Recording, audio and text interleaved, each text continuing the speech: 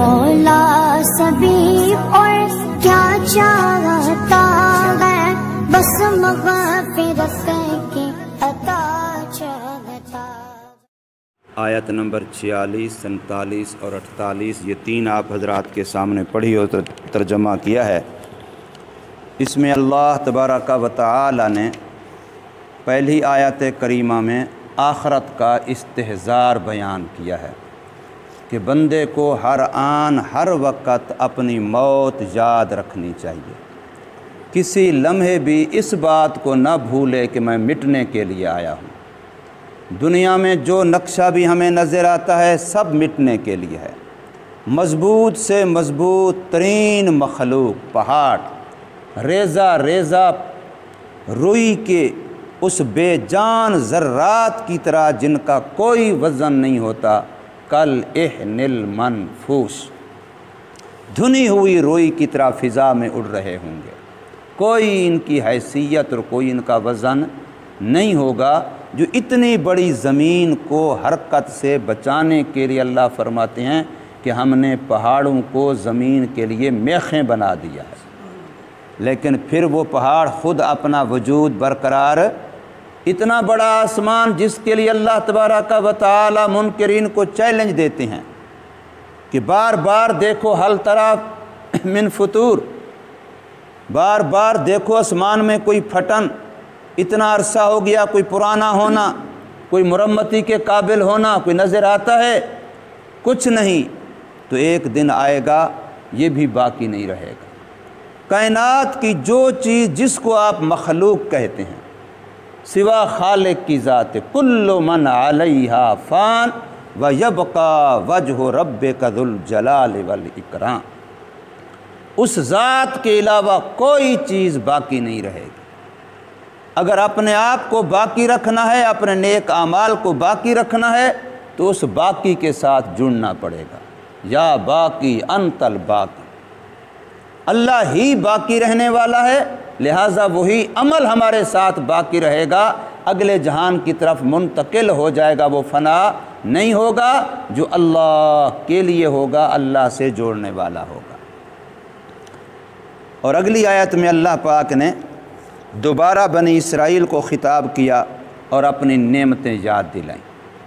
نعمتوں کا استحضار یہ انسان کو نیک اعمال پر تیار کرتا ہے۔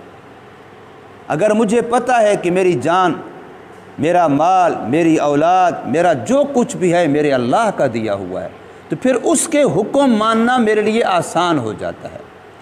اور جب بندہ یہ سمجھے یہ میرے اپنے فن کی کمائی ہے، میری اپنی صلاحیت، میری اپنی محنت کی کمائی ہے، پھر اللہ کے سامنے جھکنا مشکل ہوتا ہے۔ قارون کو یہی دھوکہ لگا کہ یہ دولت میری، یہ دولت میں نے کمائی۔ حضرت شعیب علیہ السلام نے اپنی قوم کو جب تبلیغ کی کہ یہ مال کے اندر، تجارت کے اندر غلط طریقہ چھوڑ دو، کمی بیشی چھوڑ دو، تو انہوں نے فوراً یہی کہا اچھا ہمارے مالوں میں ہماری مرضی نہ چلے۔ کتنا بڑا دھوکہ ہے انسان کا کہ میرا مال تو مرضی بھی تو میری چلنی چاہیے، لیکن اگر یہ نقطہ سمجھ آ جائے کہ یہ میرا نہیں ہے، یہ کسی ذات کا دیا ہوا ہے، میں تو اس کا خلیفہ ہوں، اس کے حکموں کے مطابق اس میں تصرف کرنا ہے۔ میری اپنی مرضی تب چلے جب واقعتاً میرا ہو، جب میرا ہے ہی نہیں۔ ہم جس وقت دنیا میں آئے تھے تو کیا ساتھ لے کے آئے تھے؟ واپس جاتے ہوئے کم از کم چند گز کا کپڑا تو ساتھ ہوگا، آتے ہوئے تو وہ بھی ساتھ نہیں تھا۔ جب آئے تھے آتے ہوئے تو وہ چند گز کا کپڑا بھی ساتھ نہیں تھا، اور کسی چیز کی معرفت بھی نہیں تھی۔ ہم نہیں جانتے تھے ہم خود کیا ہیں، ہم نہیں جانتے تھے ہمارے ماں باپ کون ہیں، ہمارے اعزاء اقارب رشتہ دار کون ہیں۔ جب جائیں گے تو کم از کم کچھ جان پہچان بھی لے کے جائیں گے، اور 2 گز چند گز کا کپڑا بھی ساتھ لے کے جائیں گے۔ تو یہ تو ہماری حیثیت ہے۔ پھر ہم یہاں آ کے کوئی دعویٰ کریں کہ میرا گھر، میری زمین، میرا فلاں، میرا فلاں، میرا فلاں، تو یہ بہت بڑا دھوکہ ہے۔ اسی دھوکے سے بچانے کے لیے اللہ نے ہمیں شریعت دی ہے۔ دین ہمیں یہی سمجھاتا ہے کہ کہیں دھوکے میں نہ پڑ جانا۔ تمہیں کہیں دھوکے باز شیطان دھوکے میں نہ ڈال دے، تمہیں کہیں یہ دنیا کی رونقیں دھوکے میں نہ ڈال دیں۔ یہ دونوں باتیں قرآن مجید کے اندر موجود ہیں کہ دنیا کی رونقیں بھی انسان کو دھوکہ دے دیتی ہیں، اور شیطان جو دھوکے باز ہے یہ بھی انسان کو دھوکہ دیتا ہے۔ اسی نے تو آدم و حوا کو دھوکہ دے کے جنت سے نکالا کہ میں تمہارا بڑا خیر خواہ ہوں، بڑی قسمیں کھائیں اس نے، میں تمہارا بڑا خیر خواہ ہوں، میری بات مانو گے جو تمہیں یہ مل جائے گا وہ مل جائے گا، وہ دھوکے میں آ گئے۔ تو اس لیے اللہ تبارک و تعالی نے فرمایا کہ اس دنیا کے دھوکے سے بچنے کے لیے، شیطان کے ورغلاوے بہکانے دھوکے سے بچنے کے لیے ایک ہی چیز ہے، اور وہ ہے آخرت کی یاد، جو لذات دنیا کو اور خواہشات نفسانیہ کا قلعہ کما کر دیتی ہے۔ اگر آخرت کی یاد کمزور ہو گئی یا اس سے غفلت آ گئی، پھر نفس کی خواہشات جوان ہو جاتی ہیں، نفس کی خواہشات طاقتور ہو جاتی ہیں، اور بندہ بظاہر اچھی خواہشات ہوتی ہیں، اچھا جذبہ ہوتا ہے، لیکن اس کا انجام اچھا نہیں ہوتا۔ اس لیے فرمایا خاشعین کون لوگ ہیں، اللہ سے ڈرنے والے، خشوع خضوع والے کون لوگ ہیں؟ فرمایا الذین یظنون انہم ملاقو ربہم، وہ لوگ جو یقین رکھتے ہیں اس بات کا کہ بے شک وہ ملاقات کرنے والے ہیں اپنے رب سے۔ ہم دنیا میں بیکار نہیں ہے۔ افحسبتم انما خلقناکم عبثا، کیا تم نے یہ خیال کر لیا کہ ہم نے تمہیں بیکار بنایا ہے؟ کوئی سوئی بنانے والا ایک سوئی بیکار نہیں بناتا، کوئی ماچس کی تیلی بنانے والا کوئی ایک تیلی بیکار نہیں بناتا۔ تو کیا میرے اللہ نے اتنا بڑا کارخانہ کائنات بنا کر کے اس میں جو انسان کو منصب خلافت دیا ہے، کیا یہ بیکار پیدا کر دیا اس کو؟ تو فرمایا جن کا یقین ہے کہ بے شک وہ ملنے والے ہیں اپنے رب سے، اور ساتھ ساتھ یہ بھی یقین ہے وَأَنَّهُمْ إِلَيْهِ رَاجِعُونَ، کہ بے شک وہ اسی کی طرف لوٹ کے جانے والے ہیں۔ ہم مسافر ہیں، سفر کی حالت میں ہیں، ہماری زندگی کی گاڑی کی پہلی بریک قبر ہے، اس سے پہلے کوئی بریک اس کو نہیں ہے۔ آپ روتے رہیں، ہنستے رہیں، خوش رہیں، ناخوش رہیں، امیری میں رہیں، غریبی میں رہیں، شکر گزاری میں رہیں، ناشکری میں رہیں، وقت کی گاڑی کو بریک نہیں ہے۔ یہ رات دن کا چکر چل رہا ہے، ہمارا انجام قبر ہے۔ وہاں جا کے پہلی دفعہ پوچھا جائے گا من ربوں کا، کہاں سے آیا، کوئی تعارف رب کا لے کے آیا کہ نہیں۔ اس سے پہلے گاڑی چل رہی ہے مسلسل، اور اس کے بعد ہی پھر آخرت کی طرف منتقل، پھر پل صراط گزر کر کے جنت یا جہنم پھر آخری اسٹاپ ہے۔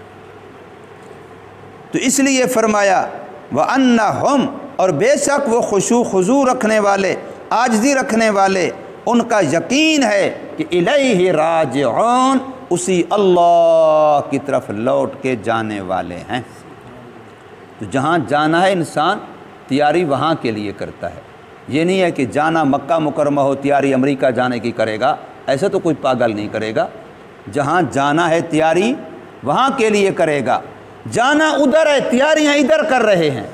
جانا جہاں ہے وہاں مکان کا پتہ نہیں، یہاں مکان بنا رہے ہیں۔ وہاں کے لباس کا پتہ نہیں، یہاں کے لباس کے چکر میں ہیں۔ وہاں کی سواری کا پتہ نہیں، یہاں کی سواری ہے۔ وہاں کا جو ہمارا سفر خرچ ہے، وہاں جو ہمارے کام آنے والی چیزیں ہیں ان کی ہمیں فکر نہیں، اور یہاں کے لیے پتہ نہیں ہم کتنے چیزیں اکٹھی کر رہے ہیں، دنیا دنیا دنیا۔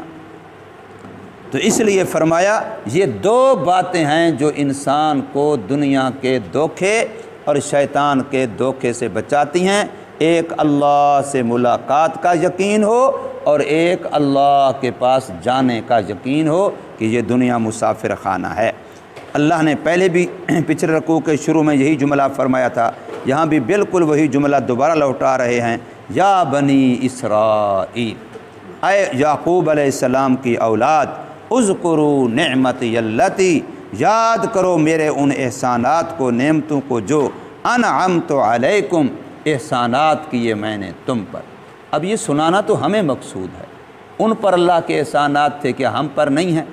ان پر اللہ کی انعام نعمتیں تھیں کیا ہم پر نہیں ہیں؟ ہم پر بھی ہیں۔ تو جب ان کو کہا جا رہا ہے کہ میرے انعامات و احسانات کو یاد کرو، تو کیا ہمیں نہیں کہا جا رہا؟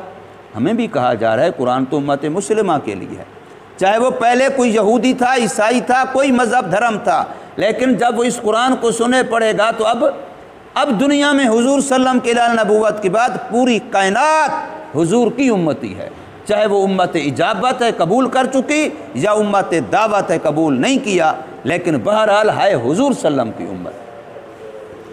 تو وَأَنِّي فَضَّلْتُكُمْ عَلَى الْعَالَمِينَ، اور بے شک میں نے تمہیں فضیلت اور برتری دی جہان والوں پر، کہ جتنے انبیاء بنی اسرائیل میں آئے اتنی کسی اور قوم میں نہیں آئے، جتنی آسمانی کتابیں اور وحی بنی اسرائیل پر نازل ہوئی اتنا کسی اور پر نہیں ہوئی، جتنا بار بار توبہ کا موقع اور چانس بنی اسرائیل کو دیا گیا اتنا کسی اور کو نہیں دیا گیا۔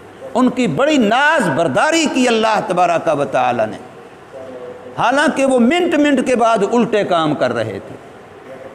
اللہ فرما رہے ہیں کہ تمہیں من و سلوہ مفت میں مل رہا ہے، کوئی محنت کرنے کی ضرورت نہیں۔ آج کل مسئلہ تو روٹی بنا ہوا ہے، ہر انسان بیچارے کو روٹی کے نام پہ دھوکہ دیا جا رہا ہے، روٹی کے نام پہ انسان مجبور بیچارے سے مفادات حاصل کیے جا رہے ہیں کہ تجھے روٹی آسانی سے ملے گی۔